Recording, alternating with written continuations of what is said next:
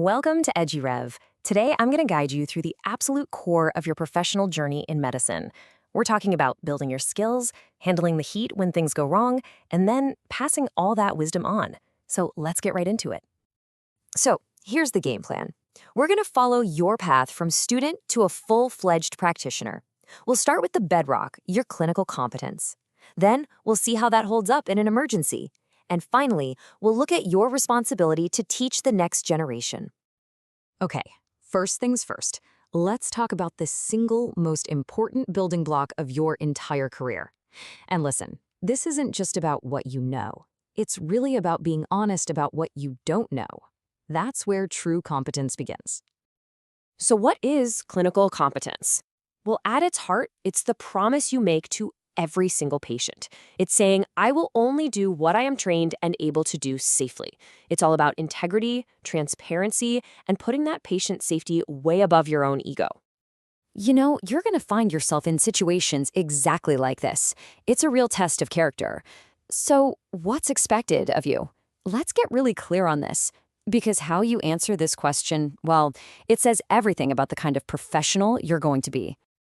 And what's so fascinating here is that the core rule never, ever changes. Whether you're a student or a senior doctor, it's all about patient safety.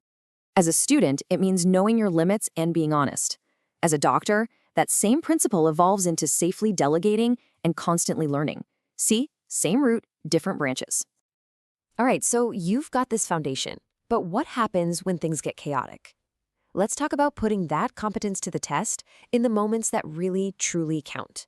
This is where the theory meets reality, and fast. Okay, picture this. Adrenaline is pumping. In these moments, you just can't afford to panic. You need a mental framework. Your first thought shouldn't be, oh my God, what do I do? It needs to be, okay, what am I actually competent to do in this exact situation? For doctors, it's a structured response. You get there fast. But look at step 2.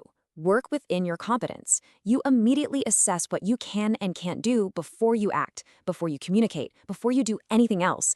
It's about taking control, but a grounded control. Now, for students, your role is totally different, but it is just as crucial. Your number one job, keep the patient safe and get the right help there, immediately. Seriously, the bravest and most competent thing you can do might just be to call for help. Knowing your limits isn't a failure. In an emergency, it's a superpower. Okay, so as you start to get a handle on your own skills, your role begins to shift. It's no longer just about doing, it's about teaching. And this isn't some extra credit assignment, it's a fundamental duty. Think about it. If you can't explain something simply, do you really understand it yourself? And that's the key right there. This is an obligation. It's how the entire medical profession gets better, one generation at a time. Every amazing doctor you admire was once a student who needed a good teacher. When you teach, you're not just helping one student, you're protecting all of their future patients. So as a mentor, your goal is to build people up, not to break them down. You want to create an environment where it's safe to ask dumb questions, because that's how we prevent real mistakes. A culture of supportive learning is a culture of patient safety, period. And this is so important. It's a two-way street. Your job as a learner isn't just to sit back and absorb. You have to be an active participant. Give honest feedback on the teaching you receive. Learn from your classmates. You have a direct hand in shaping your own education. All right, let's bring this all home. I want to quickly recap the absolute essentials of what we've talked about today. These are the ideas you should be thinking about before, during, and after every single shift. The big takeaway here is that these 3 things aren't separate. They're completely connected. Being a good teacher makes you more aware of your own competence. Handling an emergency well requires the same self-awareness. It's all part of a cycle of professional growth.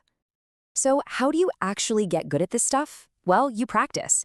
You run through these scenarios in your head over and over when the stakes are low, so that when the stakes are high, the right choice is just instinct.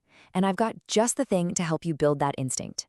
You can find literally thousands of practice questions, detailed explanations, and everything else you need to prepare for the UCAT on the EduRev app.